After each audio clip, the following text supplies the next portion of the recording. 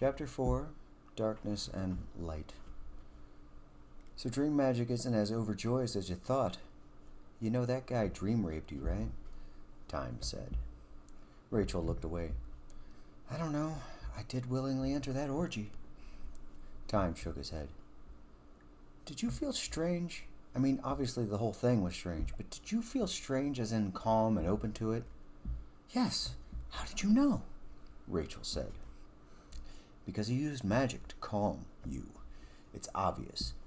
I've seen warlocks do it in order to lure victims. We do it to charge our magic. This Jeremy did it for his own perversion. Rachael frowned, saddened by this revelation. Then she shook her head. Enoch Bowen? Changed the subject just like that? Look, I'm not going to talk about anything you don't want to talk about. You don't have to tell me. It's fine. He clutched his own chin. All right, Enoch Bowen and... The Church of the Starry Wisdom. That was what the sign above this old cathedral said. Enoch Bowen has taken an old Catholic church and perverted it, dedicating it to his god Nyarathotep. Prior to walking in, he saw scattered people on the streets, averting their eyes and refusing to look up upon this place. The massive iron door opened with no difficulty. The inside was difficult to see. Only the moonlight from outside allowed for the slightest amount of illumination. Walking in, the door shut on its own behind him. So... The voice echoed in such a way that the location was impossible to discern. My new student has arrived. Yes, sir. Thyme's voice was feeble. Some kind of fear lurked and loomed in every direction. Are there monsters in those shadows? He thought. You are scared. You do not feel comfortable in the darkness. The indiscernible voice called out. I cannot see, sir. And that frightens you. Some moonlight did pierce through the slits of the curtains and blinds from scattered windows. Enough light was available to make out shapes alone. Chairs, pews, tables, and pillars were detected. Some shadows moved or gave the appearance of movement. Well, the loss of my ability to see does not tend to leave a great deal of terrible possibilities. The voice laughed. Forgive me, sir, but are you Enoch Bowen? I am. The only thing I understand about darkness is the absence of light. How is this magic to us? Again the voice laughed, a mocking, ominous laughter. That is what science tells us, isn't it? Tell me, how have you gotten this far and still cling to science? Well, what do you mean, sir? Science tells us that magic is not real, and yet you know it is. Thyme did not know how to respond. Throw it all away, child. Embrace the darkness. Accept Nyarathotep's gift. The voice felt closer. Thyme blinked, attempting to have his eyes adjust to what little light was available. Only then did he notice that the man stood directly before him. Thyme flinched back momentarily, then regained his composure. You rely too much on the blasphemous sense of sight to truly see. Do I keep my eyes shut, then? Thyme closed his eyes, then felt compelled to explain himself. So that I don't use them? You concentrate on your lack of sight by forcing your eyes closed. It is a start, but it will distract and hinder you from utilizing darkness to its fullest. How do I not use my eyes any more than closing them, sir? You can always do what I did. The man leaned forward, allowing a ray of moonlight to touch his face. Thyme saw the man's face in full detail. At this, Thyme gasped at the sight of a man with empty hollows where eyes should be was grotesque, to say the least. Sir, I can't. Thyme's voice was hoarse. Enoch laughed again. He pulled his face back, and while walking away, he spoke. Very few are willing to embrace true darkness.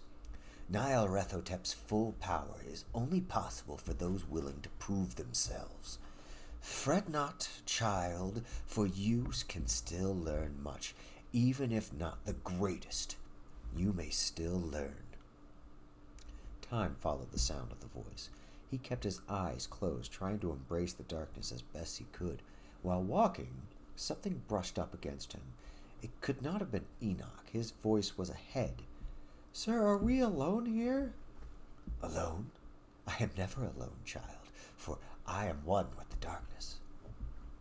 He brushed up against something else, causing him to cease his movement, primarily out of fear, but also out of worry he might bump into a wall. Things brushed up against his unmoving body, and fear gripped him. What is here? A dry, hoarse whisper. Sir, I think I need some water. He felt even thirstier. Something slithered up his leg, and another something glided past his left side. Sir, what is around me? He nervously asked. His tone wavered, almost stuttering. Just blessed darkness. The same darkness that is under a child's bed, in a dark alley, and in deep, long-forgotten corners of the earth. Are you doing this? What is touching me? He felt the slithering things wrap around most of his body. His hands struggled to move on their own. Even his neck had the things wrapped around, but not squeezing. Accept fear and a Nyarathotep. Embrace the darkness. How? His entire body could no longer move. Every inch of his body was engulfed. He felt it moving across his face, forcing itself into his mouth and nose and ears. Accept it, my child. Thyme's voice failed, as there was no room for words to exit his throat. Okay, I accept it. Nothing happened. The unknown continued to move over and into his body. Enoch Bowen said nothing. Thyme's paralyzed body could no longer move. He still struggled against whatever this was. Somehow the thirst was every bit as pressing as his inability to move by this force. He couldn't speak. The restraints squeezed like a snake coiled around an animal to consume it. He felt the things tighten all around himself. He continued to fight it. Enoch Bowen said nothing. It brought him down to his knees. He opened his eyes. The pupils were enlarged due to his so much darkness around him. The slightest sliver of moonlight from before was naturally bright. He saw the shadows wrapped around his person. As desperation caused his body to naturally thrash about and lose control, Thyme fought not the darkness, but his body's natural responses. He forced his body to become limp. The darkness slowly relaxed, letting him go after uncoiling and slithering back to unseen corners. Thyme coughed for a bit, then stood back up, feeling his neck. The thirst remained, but was not as strong. Very good, child. Those that refuse the darkness will die from it. Accept Nyarathotep's will without question, and you will prosper. Enoch turned away and continued to walk away. Let that be your first lesson. For what it's worth, about half of my students die at that part. He turned a corner into a room in the back of this chapel. Congratulations! He shouted back at Thyme before disappearing. This isn't going to be easy. He felt stupid for thinking the obvious. How many times am I going to almost die here prior to making some mild mistake that will get me killed? Thyme eventually made it to where he stayed. The room was dark, but had food, water, and a bed. The room actually had a lamp.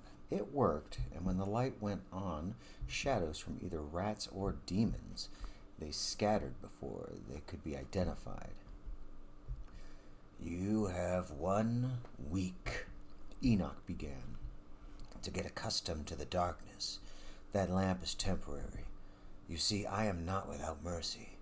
You must be weaned into darkness. On the next day, Thyme walked out of the room and into the dark hallway. It was not long before he was lost roaming the halls. The church could not span more than 6 rooms in any given direction, and yet Thyme did not make any turns down this long, lightless hallway. For 20 minutes, he pushed through the darkness that did not attack or even threaten him as it did first. "Mr. Bowen?" he called out. There was no answer. After an hour of walking in a straight line, he accepted that he must be lost. He stopped walking. Am I even on Earth? He looked around in vain at the complete darkness. The past hour he has fought the urge to use a flashlight in his pocket. His hand gripped it in his pocket, but let it go, leaving it pocketed. He turned around, back the way he came, only to bump into a wall. Doing so, he let out, "Ouch! What the hell?" He wasn't injured in any sense. The ouch was reactionary. His hands touched the wall that could not possibly have been there, and yet here it was. His return path literally blocked. He turned to the right. The wall continued. Feeling around as he turned, the wall turned as well. It wasn't actively moving, but stood as if it was always there. When Thyme realized that he had moved 360 degrees full circle and felt nothing but walls, he knew he was trapped in a small room that had sprouted around him unseen. He took out the flashlight. His eyes confirmed the enclosed wall. The faded wallpaper and paintings on each of the 4 walls confirmed via sight that he was in a windowless, doorless room that 5 feet by 5 feet. I must not panic. He placed a hand on the wall. With his other hand, he turned the flashlight off. Enoch said I must embrace the darkness. Then he held the flashlight in front of his face, still turned off. He could not see it, but felt it with his fingers. This isn't some kind of rely on my other senses or grow a 6th sense sort of thing. This is literally a place your faith and life into the hands of Nyarathotep and embrace the darkness sort of thing. His face contorted at the thought into confusion. Not at the situation, but how he worded his thoughts. Sort of thing? This is completely new. There is no other thing like this. What the fuck do I mean, embrace the darkness sort of thing? This isn't normal, let alone possible. He shook his head, dismissing the distracting thoughts. Still holding the flashlight, he chucked it. It did not bounce off of the wall his hand was touching. He heard it land in the distance. Thyme sat down on the floor of the enclosed room. He crossed his legs and began meditating. I accept this. Very good, the voice of Enoch Bowen after 3 minutes. The direction was indiscernible. Thyme kept his eyes closed. So now that I embrace the darkness, what do I do? He said as he slowly stood up. Have you truly embraced the darkness? All you did was accept the darkness because of your situation. I have abandoned light. I'm keeping my eyes, but you have my faith regardless. Thyme proved his point by taking a step forward. He did not bump into the wall, but proceeded forward like before. When will you teach me how to use this magic? Enoch chuckled. You do not use the magic. It uses you. A submission theme, Thyme thought. After 3 more days, the lamp was gone. Thyme noticed, but didn't object. He encountered Enoch only once a day. During all of this, no other students were discovered. Sir? Thyme said. Yes, child, Enoch replied. Why are you the only person I have encountered during my entire stay here? Oh, others are here. He didn't make a sound, but Thyme felt him smiling. Is everyone secluded from one another? Am I to meet no other students? My previous instructors had me as their sole student as well. They are all around you since the moment you walked in a few days ago, Enoch said. But how? He asked. By our gods, are they the things I keep seeing but not seeing? Is our magic capable of not just controlling the darkness, but becoming it? You are not learning as fast as I thought you would. Right. I do not control the darkness controls me, Thyme sighed. You speak in riddles, sir. Darkness can never truly be fully understood. Therefore, why should I be blunt with you? Thyme paced in the hallway. Become the darkness itself, how? He asked himself more than the instructor. When you learn that, you may see me again. That is where I will wait for you. Enoch said no more. 4 hours Thyme walked the straight line in the endless hall. On occasion he touched an adjacent wall, but it did nothing. He said that by keeping my eyes closed, I waste my focus on that. He pulled from his pocket a handkerchief. He wrapped it around his face, making a blindfold. Well, that might help. At least I hope it does. For several more hours he continued down this hallway. Not once did he bump into a wall. Eventually, he was so used to the blindfold that he forgot about it. Thyme crouched down, feeling the ground. Normally in daylight, that is, I would have a shadow. What if the doorway to shadow is my shadow, but it's complete darkness here? I can't have a shadow. Maybe if I focus on the idea of a shadow, I could exert a bit of magic, and it could work. That just sounds like nonsense.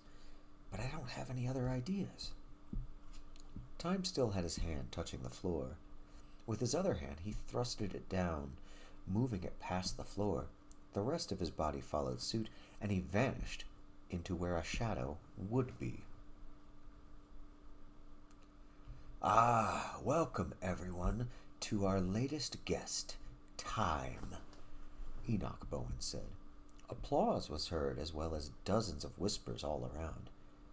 He heard too many voices to count. Where am I? Thyme asked. If you have to ask that, then you wouldn't be here, a voice said. Am I one with the shadows?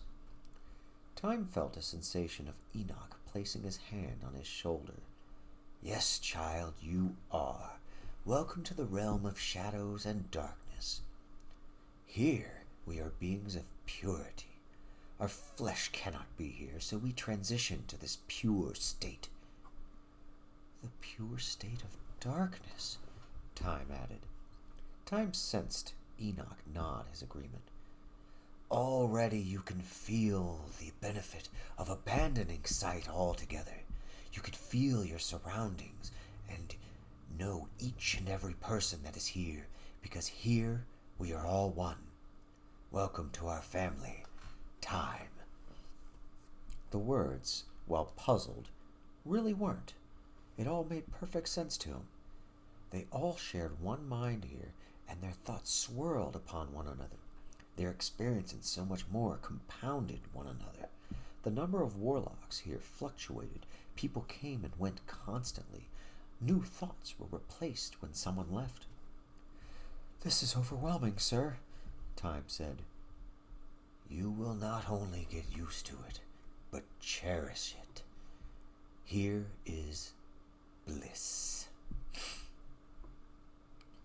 From there, darkness was so easy to master, a fully adult Thyme said to Rachael, both back at the diner. That one doesn't sound as bad as the others. I mean, it would terrify me, and anyone, really. Thyme, you're brave for going through with that. You don't have to risk so much for... never mind. Sorry. Yes, never mind indeed, Rachael. Your turn. Light and Matt Gargan. Oh, yes. The opposite of darkness, in terms of magic, is light. Rachael leaned back, trying to relax. Matt was not strange or eccentric or overly kind like many of the others. Light magic isn't a riddle or puzzle. and it didn't even confuse me at all. I had to travel to Myrtle Beach, of all places. "Hey, 2-for-1 special on seashells," a man shouted at Rachael. She cocked her head in confusion. "But this is a beach. I could just walk over there and gather them myself." "Ah, you could, but I saved you the trouble. Only the finest shells here." He spread his hands out with a prideful gesture over the seashell-covered table. They were organized from smallest to largest. He sat in his chair and picked up a paintbrush and a half-painted shell. "Oh? How much are the painted ones?" Rachael asked. "These are not for sale. I like them too much." "Wouldn't the painted ones sell better than the plain ones?" He shrugged. "Colors I find too valuable to exchange for money." Why is that?" she asked. He put down the unfinished shell and brush, then picked up a crystalline object. He held it up so light passed through it, creating a prismatic effect. "You see, Rachael, colors are light, and light is everything." Rachael took a step back. "How did you know my name?" He extended his free hand through the rainbow. The color swirled around his hand, moving and combining into a miniature pony that came to life on his palm. "Whoa! How are you doing that?" a nearby patron asked. "Holographic projector. You can get 'em at Radio Shack." The vendor shooed the onlooker away with a smile. "Mr. Gargan?" Rachael asked after the onlooker moved on, shrugging. Matt Gargan nodded, still smiling. He put on a straw hat. "It's just you and me, Rach. Can I call you Rach?" He didn't wait for her to say yes or no. "So, Rach, light is all around us, and with it we can do anything."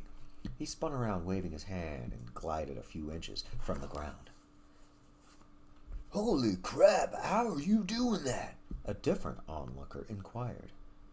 "Parkour," Matt said, and then did it again. A small crowd was gathering, watching his showmanship. Matt moved his body unrealistically, but wiggled his legs just right to make his magic look like acts of dexterity. He flipped forwards and backwards. He did this until the crowd got bored and moved on. Then he settled next to Rachael, and the two walked. He whispered in her ear, "I haven't exercised in over 23 years. I barely moved a muscle." "Don't you perceive that as a waste of magic?" Rachael asked. "Not in the least. You see, this place is ideal for charging on magic. People come here to feel joy. It doesn't take much to improve their day.